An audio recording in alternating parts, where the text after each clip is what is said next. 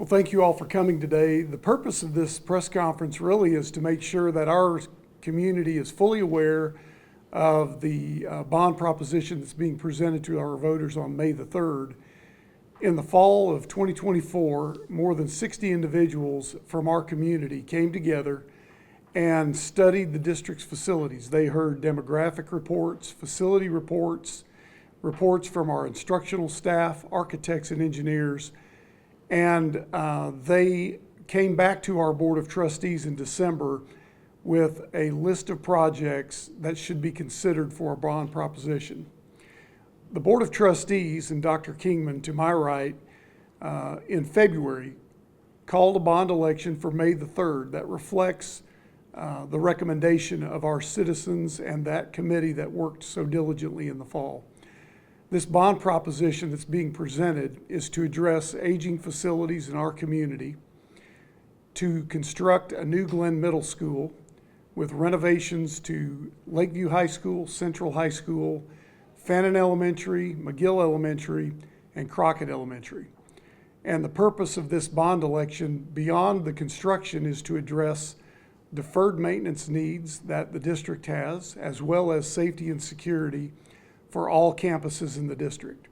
And so with that, I'm going to turn it over to Dr. Kingman. He's got a few comments, and then at the end, we'll wrap it up after Dr. Brandon addresses finance. Dr. Kingman. Thank you, and again, thank you all for being here today. I do think it is important to remember that the committee that helped formulate this plan met for hundreds of hours, over 7 meetings in the fall to come with a recommendation to the board. The board then chose to call for the bond, as Dr. Moran said, in early spring.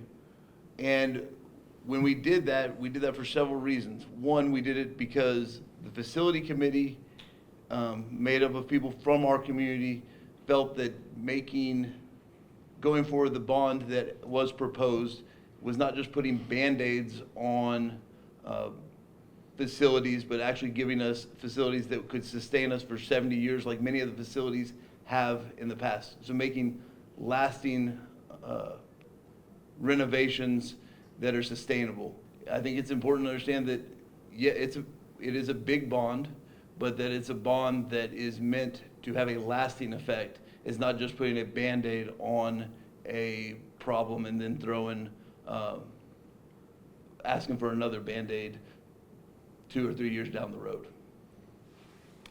Well, and also in the bond, certainly one of the big questions that we're asked is what's the tax impact on $397 million? When you think about tax rates, San Angelo ISD has one of the lowest tax rates not only in our area but also in West Texas. The tax impact is 27 cents. So if you consider a $200,000 home with a homestead exemption, that tax impact will be approximately $22 a month.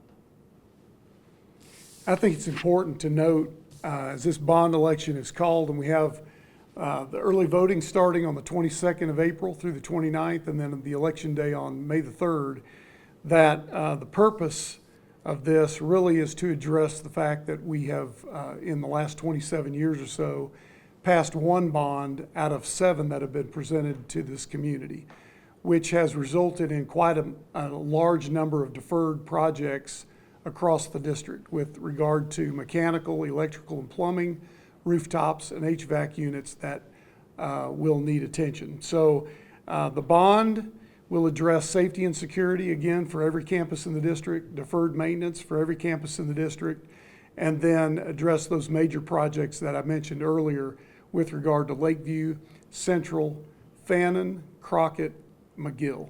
Those are the main projects that are addressed. But this information's on our website, SAISD.bond 2025. You can click there and find all the information. I encourage people to look at the presentation. There are some images there that show renderings of what the construction could look like and a long-term plan to address some of the facilities in our district, specifically Central High School. Central High School, as most people know, was proposed to the community to rebuild in 2007, and that failed. That project would have been about $100 million. Today's money, it's about $400 million. And construction costs, we know, increase about 10% per year. So when you look at the presentation, you'll see phase 1, phase 2, and phase 3, because we want our community to see that we're thinking long-term. This bond would address phase 1, which is a new cafeteria, theater, gymnasium, and renovate the old cafeteria for health sciences and culinary arts. And really, that's it. But beyond that, if this community wants to take another step in another decade or so, there's a phase 2, and another decade, maybe 20 years from now, phase 3, to build out that campus that serves 3,000 kids. So this bond election really is a first step in addressing our aging facilities and really a long-term look for SAISD facilities down the road. So at this point, we can open it up for questions. Yes, sir. San Jacinto Elementary School, from what I understand, had a structural failure. Is that what caused it to close? Tell me what your thoughts were leading up to that. Did you see it coming? And how long would that experience that you as a team have, as a leadership team for the school district have, with that experience dealing with the San Jacinto structural failures from that earthquake, I guess? How long do you think Glenn Middle School is going to last? Explain to me the structural integrity of the foundation of Glenn Middle School. I'll take a stab at it, maybe clean up the mess. Sounds good. All right. Well, San Jacinto Elementary School is a 118-year-old building. Building A is. The surrounding buildings at San Jacinto are not nearly that old and are in pretty good shape. But Building A did sustain some structural damage. It's been a concern for years, I believe. Historically, the district has considered that building as a building of concern, and the structural integrity of that building's been addressed in the past. But whether it was caused by an earthquake or just aging, probably a combination of both, we know that Building A really is not something that will be sustainable for us going forward. With regard to other buildings in our district, we know that Glenn Middle School does have some structural integrity issues, and the architects and engineers are visiting with us about that. And that's really the reason that that project is on the list to address. And so part of this bond package would be to construct a brand new Glenn Middle School on that site where the practice fields are next to Johnson Street, and then give recreational space where the current Glen is. So I think, just to piggyback on that, the reality, I'm not a structural engineer by any means, so I don't want to, but the reality is Glenn Middle School is a circular building built on a hill. And that we can't undo that. That was how it was designed, and it was forward thinking at the time, and it was designed for classrooms that had 300 kids, 200 kids in it. And so, but our experience as a board with San Jacinto, what we have found is that we can continue to try and fix old buildings, but some things just have a lifespan. And that as a board, when it came time to call for this bond, we did not want to call for projects that were not going to be sustainable in the long term for San Angelo. We didn't want to come back to our constituents and say that in the future we will need another $30 million to keep it exactly the way it is. I also think it's important that in the security, when we look at, there's money for security in all of these projects, but the reality, designing new schools for security is very different than than retrofitting schools for security. And so, although there is some money earmarked for security on every campus, any new build in addition, but specifically the new builds, are built in such a way, will be built in such a way that school security is important and paramount in all of those things. Can I have a follow-up question? Yes. I'm asking as a taxpayer. If you had some kind of structural integrity issue with that foundation at Glenn Middle School, obviously with San Jacinto, you have over a dozen elementary schools, but you only have 3 middle schools. So what would it look like as far as we had to close the school, cram them all into Lincoln and Lone Star? Or would you put them in the old Edison building? I mean, have y'all looked at like contingencies like that? So my initial reaction to that question is Glenn Middle School is a one-story building, not like our San Jacinto Elementary two-story that has some concerns about the integrity of that building. But Glenn Middle School, although it does have some structural issues, is not an unsafe building. It's just not laid out appropriately for the instructional setting that we would hope for all of our kids. And so that building is actually housing the second largest campus in our district with 1,263 kids currently, larger than Lakeview High School. And so it really comes down to whether we want to try to repair and limp along with a building that is, we believe, entering into its final years of useful service as compared to a newer building that would better serve our students in the instructional setting, safety issues, convenience for parents dropping off and picking up. All of the things that go into the logistics of a school day really drives the conversation for Glenn Middle School. And how much is Glenn Middle School, what's the dollar amount on the bond from the Glenn Middle School? About $122 million. So it's about more than a quarter of it. Yes, sir. I have a question. Yes, sir. Mr. Hogue. The San Angelo School District doesn't have a very good record passing school bonds over the last 30 years. And we know there's opposition in the community. One of the comments we've received or heard from many sources is, I would vote for the bond if they would provide more specific information about what the money's going for. One, two-part question. One, how do you respond to that with the information that's already out there? And second is, are there any plans to provide a list or any more specific information about what specifically would be built or done with the money? So I'll make a brief comment and then we can all chip in on that one. But typically when you present a bond proposition, you're presenting big ideas and plans. Architects haven't drawn yet. The finer details have not been worked out and pricing has not been secured. And so it's a little bit, you get out over your skis a little bit if you start nailing it down with specifics. Number one, when it hasn't passed. Number two, when bids haven't gone out and people haven't bid the jobs and prices locked in with a guaranteed maximum price. So that's typically why you don't see a lot of specific language. But you know, the hope is that if the bond were to pass and the community approved this, then and if interest rates dropped and those kind of things, that there could be the potential to address things more robust than we have laid out in the plan originally. Because when we talk about deferred maintenance and safety and security, those conversations can go very deep and very broad across the district. So that's really why there's not specific language.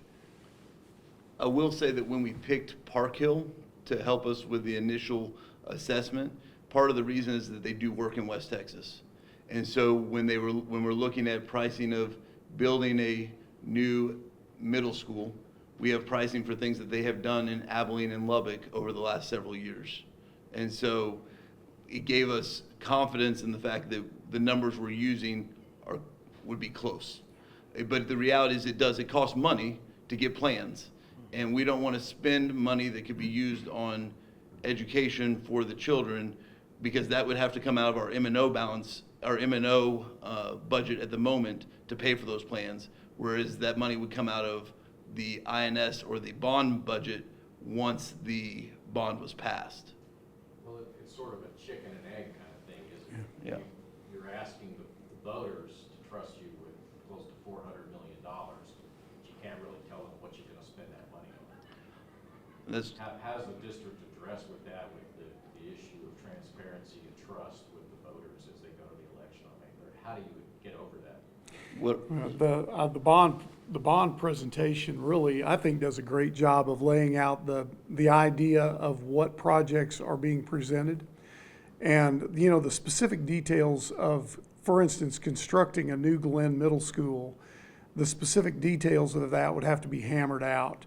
But the idea of building a middle school, there's, you know, it's, as Dr. Kingman mentioned, those architects have footprints of middle schools and how things should be laid out. So I would encourage any taxpayer that has a concern like that to contact our office. We'd love to talk through with them the plans and what we have, and make sure that we answer all of the questions. Really, the goal for this and the goal for all of the information on our website is to make sure people feel good and comfortable with what we're doing. And that's why we've made such an effort to communicate factual information, because we want people to be well educated, and it really is a community decision.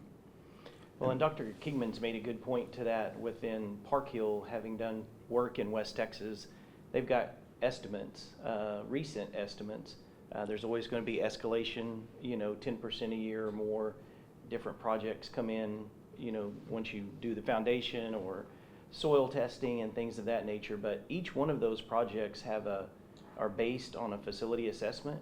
So every building, the number of HVAC units that are being bought, the number of Federal Pacific breaker boxes that are being bought, the linear feet of security fencing that's going to go up, the number of security cameras, you know, all of that is based on hard numbers, good estimates that are based on the architect's work in the field in West Texas and from recent bids. So, Well, I guess that's my question. Why doesn't the district, if it has that hard data, why doesn't it make that available for the voters to look at? well, I'd say that I would go to Dr. Moran's point. If anybody wanted to, I mean, those are fairly well laid out in all of the, you know, on the website and on the project list. But if somebody wanted to talk through that, we'd be happy to do that with them. Well, I'm just talking about what's generally available to the public, you know. Not everybody in the public's gonna have time to take off of work to come sit down with Dr. Moran and go over the finer details of it. Is there any way to present more specific information on the website? The only answer I could give to that is if we needed more finely tuned information, we would have to lean back on our architects and engineers to give us that.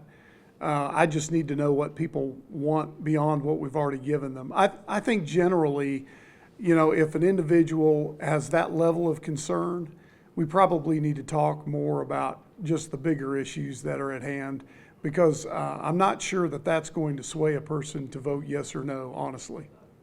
The other thing I would just point out on that, Mr. Hogue, is that the reality is we've done projects out of fund balance over the last several years by supplanting federal dollars and doing projects at McGill, and we've done a project at Fannin. So we have a track record where we've shown that we are doing that without raising people's tax rates. We've actually lowered people's tax rates and been able to do those projects.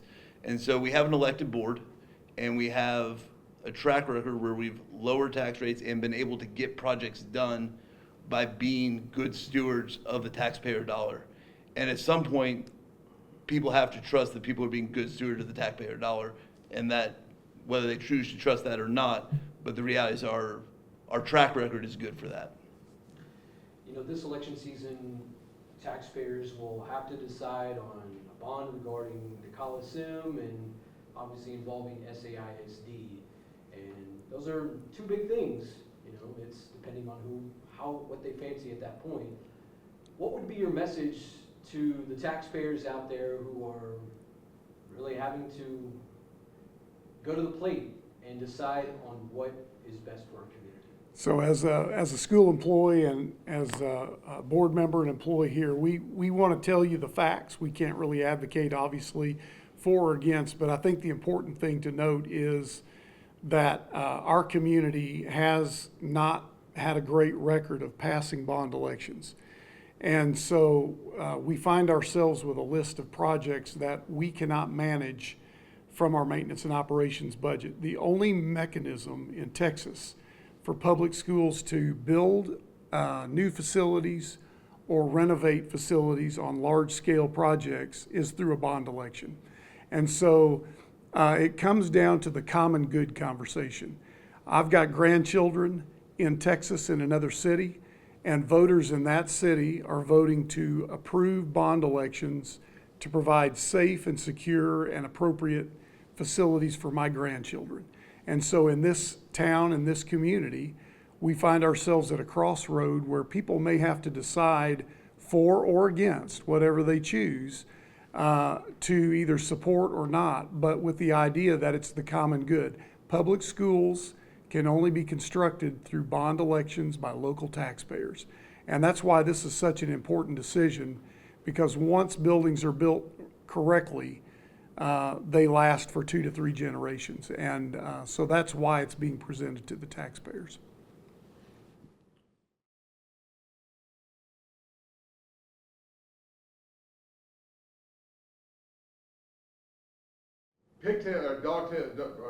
Dovetailing on that, a lot of people have come to us and said, hey, they were able to reconstruct or construct a very large project at McGill Elementary School without a bond. Yeah. Can you address how that was done and why it is not possible today? I'm glad to do that, and I'm sure these guys have a comment as well.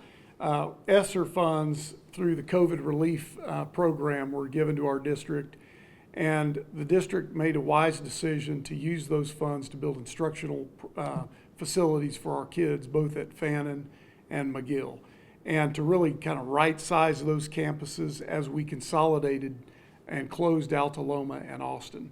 And so that is kind of an anomaly, a one-time deal. We hope we never have another pandemic. We hope we never get that federal relief fund sent to us again for that purpose. And because of that, you might not see that ever happen again. So typically, it's only through the bond election process for public schools in Texas. Yeah, those monies that flow into the general fund, you know, you could consider much like your savings account. Once you deplete those funds, there would be nothing left. And so we're very careful. The Board of Trustees picks those projects, whether that be a school bus or any large ticket items that come out of the top of the general fund through the budget. So you just have to be careful over time. There's only so many of those things you can do before there's no money left within the general fund for our yearly expenditures. So like Dr. Moran said, the only way that we're going to be able to build schools and the way that the funding is set up by the state of Texas is through a bond with the community. Dr. Moran, as a professional, our board, our elected board hired you. You're an education professional, been doing it your whole life. Give us the landscape we're looking at in the next 10 to 20 years in public education in Texas. Obviously, we have SB2 and HB3, which are the ESAs, or the private school vouchers paid for with taxpayer monies, headed our way, likely. What do you think this Angelo ISD is going to look like based on the trends that you've seen over the lifetime of your career? Well, we know our demographics are declining because of a lower birth rate, because of an aging population. Here in San Angelo, we have a 39% increase in those that are 65 and older since 2010. And so regardless of whether vouchers pass or not, we are shrinking as a district, and we need to plan for that and use the facilities that we have in a very responsible way to be stewards of the public's resources. I think it's fair to say that we should be planning for that, and the board has done a great job of avoiding building additional campuses when we know that we are shrinking. Let's use the good campuses we have and the good buildings we have and do that responsibly. And then I think San Angelo ISD is in a really great position because of what we offer, especially at the secondary level with career technical education programs and a lot of the extracurricular programs that if people want to become involved, would enroll and participate in our district. We have an advantage. That's kind of our shtick, if you will, that we could offer the public great programs, and we are ramping up our academic program, but the point being, if kids want to participate in all these extracurricular activities and CTE programs and become licensed, we are the place to go, and we're very proud of that. And I think we make that our calling card and use that to to make our district a district that kids and parents would want to come to and attend and be involved in because of the quality of programs that we can offer at the secondary level especially. Mr. Hogue. Sort of in relation to what Joe was asking is, the enrollment of SAISD has been declining Yes. for a number of years. And my understanding is the projections are over the next several years that will continue that decline. That begs the question again of how do you respond to voters? Why should we spend $400 million on all these new buildings when our district is declining? And how does that fit in with, you've talked about right-sizing the school district, so trying to help the readers understand why invest in this much money with we continue to have declining enrollment in our district. Right. And so using this bond election, if it were to pass, to upgrade the current facilities we have and allow our maintenance staff not to maintain so many buildings that are failing. But that's why you don't see a brand new Central on the bond election. That's why you don't see a brand new Lakeview. Of course, Lakeview's not that old, but the point being, let's use what we've got, give our kids their appropriate library spaces, cafeteria spaces, classroom spaces, without building a brand new $45 million elementary school for one group of kids, but consolidate down and use our facilities wisely. And I'm sure you guys probably have thoughts on that as well. Yeah, that's the same way. That's been a question that's been asked in several of our presentations around the community. The ask in the bond is not to build facilities for students that are coming into San Angelo. It's to replace failing structures that are already here. When you have average ages of buildings that are 80, 90, and 100 years old, that's the replacement to take care of the students that we have. I mean, the reality is our facilities as they are, our theater at Central cannot be used for UIL because it doesn't meet specifications of current UIL. Our cafeteria is a fact that our cafeteria cannot feed every kid that is on that campus, can't feed 3 grades that are on that campus. We have a gymnasium that holds 900, which is, I mean, I don't know how big several 4A gymnasiums are, but it's small for a 6A. But what we need to do is, sorry, you gotta make sure I'm not saying what we need to do, or what the bond proposes to do is to build facilities that can be used multi-use. So we can combine a cafeteria, using Central as an example, we can combine a cafeteria, a theater, a gymnasium, and CTE all in one facility. They can be multi-purpose and used throughout the day for everything. The board heard loud and clear, we don't need a Taj Mahal gymnasium. We need a gymnasium that can be used throughout the days for classes and but also serve our children. And that's what the bond proposes to do. Thank you. The Texas legislature is also looking at compression. And I've talked to Drew Darby, I don't know what the latest numbers are, but we're looking at something in the neighborhood of 6.8 cents for the first year of this next biennium, and it's going to raise up to, I think, about 10 cents, maybe 10.2 cents. Have you all been in touch with this? You've been watching the state legislature to see how that will impact the overall tax rate. And as a politician, Dr. Kingman, will you give us all those cents? Typically, when the state compresses, you get all those cents, whether the local politician, which I am a school board member, but whether the local board decides to give that to you or not, that's really not up to the local board. That's up to the state. And of course, if the state compresses, we will follow suit in that. Dr. Brandon, what's the latest you've heard on that? Have you heard any good news out of Austin about compression? I think you'll see one or the other, right? It's always a toss-up between whether that's going to be compression or an increase in homestead exemption.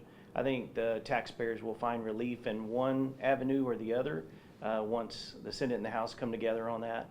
I've heard 3 and 4 cents. I had not heard as high as 6 and 10.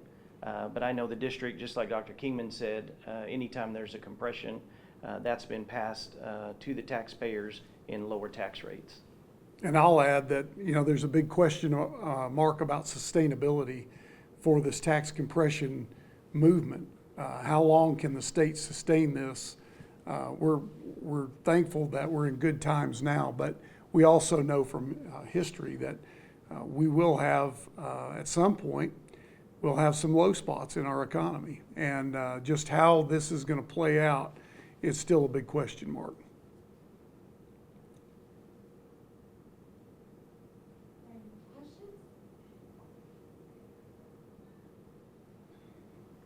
All right, I'll make just one closing statement. We're thankful that we have the opportunity to give our taxpayers something to look at and consider. May 3rd is Election Day. Early voting is April 22nd through the 29th. And we just encourage everybody to become educated and make their decision, an informed decision that's best for them. But what we don't want are people to stay home and not vote. This is a community decision. People's voices need to be heard. Become educated, get out and vote.